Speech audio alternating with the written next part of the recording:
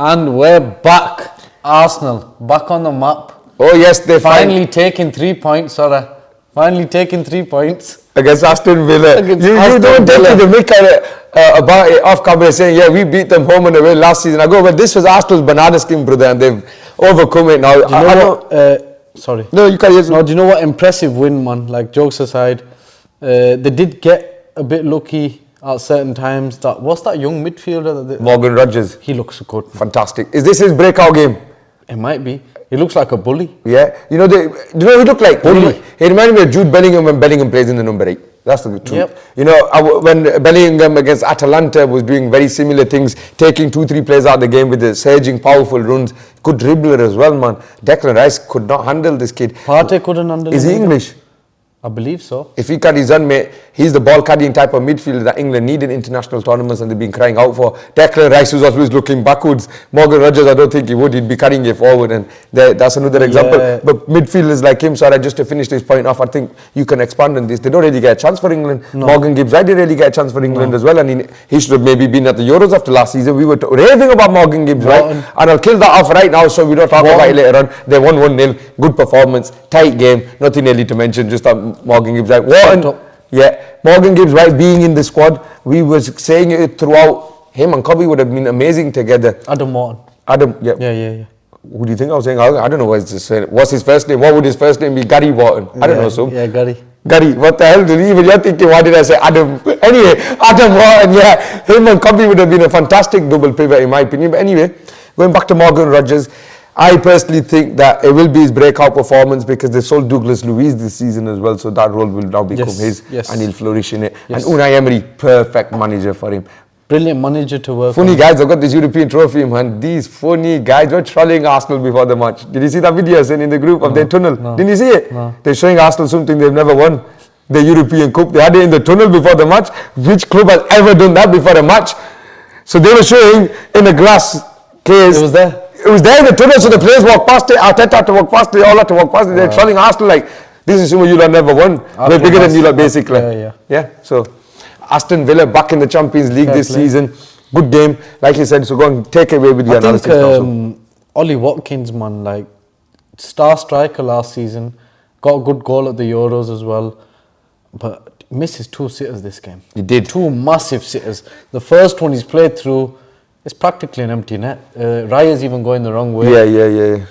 He's hit it wide. Unbelievable. Honestly, unbelievable, yeah. For a striker that's of his talent and the way we bigged him up from last season, from what we've seen, he needs to put away one of those chances because the rebound effort that Raya saved, brilliant save by the way. Is that a bad miss or a better save, if you know what I mean? What are we giving who will give him more credit here? I think David Raya. Fantastic reaction. I think it's a brilliant save. It's one of the best saves of the Premier League season already. Yeah. And there was already a fantastic save in the first half, you know. That was very underrated. Martinez getting a fingertip on Bukayo Saka. But I'll say on that, on Emi Martinez, for the second goal, again, poor keeping.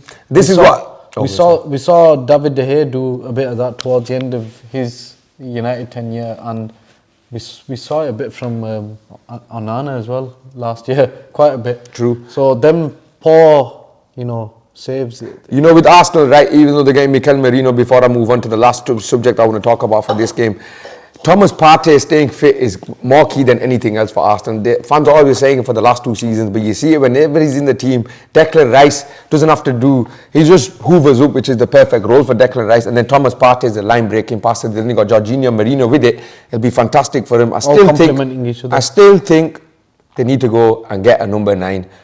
It's going to be too much of a risk for Arteta. Yeah, I said they're my favourites for the league this season because, maybe City's motivation is less, but with Gundogan coming back, that's another question.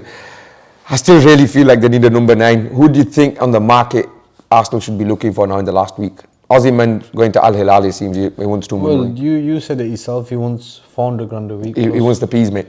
They can't afford that. Yep. He ain't going there. Isaac, it doesn't look like he's going to be moving. Isaac, it looks like he's going to stay at Newcastle. Yep.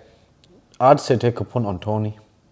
I do think he's overrated, by the way. But I think he's a good player. Finally, thank you, sir. But I think he's a good player, though. Okay, all right. Hear me out. I still think he's a good player. I still think he'll bring your team 15 goals in a season. Maybe 20, depends. And I'm not doing English bias and hate when I say that Tony's overrated. I've always said it from No, day. I just believe the hype around him is mad, considering he's only ever played for Brentford. Yeah, exactly. That's what I mean. That's what I'm trying to say to you And last people season. make out like he can play for like... Yeah, any team in the world. like he's a big... Any team. Yeah, thank you. Yeah, and as though he's had a 30, 40 goal season. And It seems like he's got to his mentality already. He's been left out of the squad for the first 2 games. Since his ban... 5 or 6 goals. If yeah, that. Exactly. David Raya, Emmy Martinez, who's the better goalkeeper overall. Aston Villa fans all afternoon were shouting, we got the best goalkeeper in the world. Obviously, he was an Arsenal player. And I was thinking about this, watching it. They're always talking about goalkeeper. They should have kept Martinez from day one when Arteta had him. If we're speaking on that game specifically... Overall, who's the better goalkeeper? I think Martinez or overall. Alright, so you take Martinez Yeah, overall? overall, yeah, because Raya's not been in the game for that long, at the big stage. He was at Brentford for what, 2 years? Made his move to Arsenal. We've seen him for a bit. He's improving slowly. It looks like he's made that step up now. This season looks solid, better than last year. Even though I know he won the Golden Glove last year, but I think that was more on the defence. Yeah. I'm not discrediting him. He did have a good year. He had a good year. Is Emmy Martinez the second best goalkeeper in the Premier League after Alisson? Or is he even better than Alisson? Well, you always say Edison's the best keeper in the Premier League. I'm just going by the consensus here, but then three. No, it's between Edison and Alisson for top spot. For me, it's Alisson. All right. All you say Edison because of my style I prefer that style of play. I think Martinez probably is third. All right. Probably is third. I can't think of any other keeper right now. Share with us in the comments those who are going to watch it, and I'll clip this as well. Emmy Martinez or David Raya, or Raya, however he says his name. I don't know why I said it like that. Right? Who's the better goalkeeper? Arsenal obviously sold Martinez, and then they had a conundrum with goalkeepers, and they've settled on David Raya. That's why I'm making the point. Who is the better goalkeeper from them? Anyway, on to Chelsea. Nani Madueke. He didn't want to be in Wolves, did you, lad? But you... Do you know what I'm on about? No. He posted an Instagram story right before the game. He goes, this is a dead town. There's nothing to do here. Then 2 minutes later, he goes, oh my God, you're not too quick. I should have posted on my burner account. Well, obviously, as the internet, brother, is going to be too quick. They're going to catch you on moments like that. Nani Madueke got caught out talking ish about Wolves, but he answered all the ish with a hat-trick, and he's a good player, him. I've always said it. There's something about him. There is, you know why in the midweek on Thursday when he scored, he turned around and he looked at me and goes, oh, do you want to sell me? You want to sell me? So he could show he's got that attitude about him. I think out of Chelsea's signings, he's probably one of the best ones. Better ones, yeah. And on top of that, he's underrated for me. The best one was the one that gave him a hat-trick of assist, and what a goal he got on top of that as well. Ice cold Palmer, mate. Cold Palmer. What a finish. Too good. The guy's too good, man. And he should take the number 10 role for... His temperament and his timing. He is the number 10 for Chelsea. He shouldn't be coming in off the right. I think he should take the central role and give him the keys. Let this guy be the creative force for Chelsea. I think he can be better than Foden. You can be better than Foden. I'm not going to Right now, you can argue between them, you know, because he's been doing bits. For England as well? Yep, he's been doing bits. So for me, Cole Palmer is one of the best playmakers in world football right now. And that's why I say he needs to be given the reins fully this season in the number 10 role. That's crazy because he only just broke through in football 2 years ago. Yeah. And central, he needs to be... I don't know if he's in world football. I'll say in English football in the Premier League, he's top 5 definitely. Look, he's in a underperforming team. I know they've had a and he's the overperforming, the underperforming team. Yeah, but I do believe he can play anywhere. Listen, I believe that he's going to move to Manchester United in the next couple of years anyway. Honestly, if Chelsea continue, if Chelsea continue on the path that they're on, right? You always say Rooney's his idol, United are his club. I can see it in the 100%. I can see. I heard Jamie Carragher say as well. Honestly, I can see Cole Palmer moving. Well, he'd be the perfect Mason Greenwood replacement. Maresca ball finally took off. 6-2 victory. I don't know what it is with Wolves, man. They're carrying the ball well. It just seemed like they couldn't get a finish off at the end of a lot of their moves and attacks. And Wolves made a lot of chances. Matthias Cunha was unlucky. Chelsea were clinical on the day. Chelsea were very clinical. They won't always be this clinical. And I think when you got a player like Palmer, he can be a massive difference in any game. Where do you think Chelsea will finish this season? We didn't really speak about them. I think they're in Europe again. Top 8. I said to 8 anyway. Top 7. Okay, not bad. Right, next, move on. Liverpool, Arne Slot. For the first time since 2003, 2004, they had the highest pass completion rate. 92% passes completed today. They look like a very good team in possession. Watched it, but without watching it. You had it on in the background? So it was on, but I was just looking like this. Every every so often whilst we were doing. I'll be honest with you, it pains me to say it, yeah, but they do look good, don't some they? of their football was brilliant today. And who was saying this all along? Some of their football was brilliant. But I must say as well though, like, even then, a lot of their goals were still counter-attacking, so it's still the Klopp way. It still feels like the Klopp way. It doesn't feel like it's much. I know you said since 2003-4 the most passes. That was really all I wanted to say. But I do feel like we're still seeing the Klopp way of football. It's still that same, you know. When it comes to the end product, it's going to be heavy metal. Look, it's brilliant attacking football. Let's be real. Let's be honest. They throw the ball in. They make little 1-2 runs, and they've got players that are electric. They like running at people. Jota likes running at people. Luis Diaz likes running at people. Darwin Núñez likes running at people. Gakpo likes running at people. So they all like Salah's one of the best in the world at running at people. They all love it, and it's not even just that. They like taking a shot on. Half the time, that shot might just be a cross shot. Comes in, someone's there, boom, back post. They play. It's gung ho. It's brilliant. It's Manchester United next week, so that's all we're going to speak about. Liverpool here, and we decided not to speak about United on this podcast because I'm telling you right now, it'll go on for 45 minutes. So it's going to be a special preview and reviewing the first two games of United and Liverpool, and we're going to be previewing it. Inshallah, it'll be me, Sub, Waj. I might even do a couple of podcasts throughout the week because it's a big game, the biggest game in the English Premier League fixture list, the biggest derby, biggest rivalry in English football this Saturday. Sunday.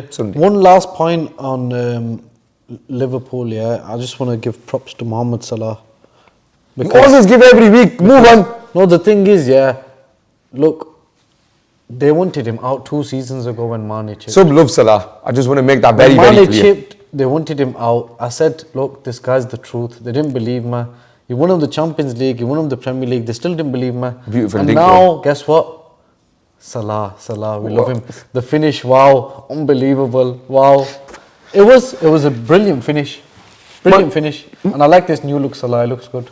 Skinhead Salah. Yeah.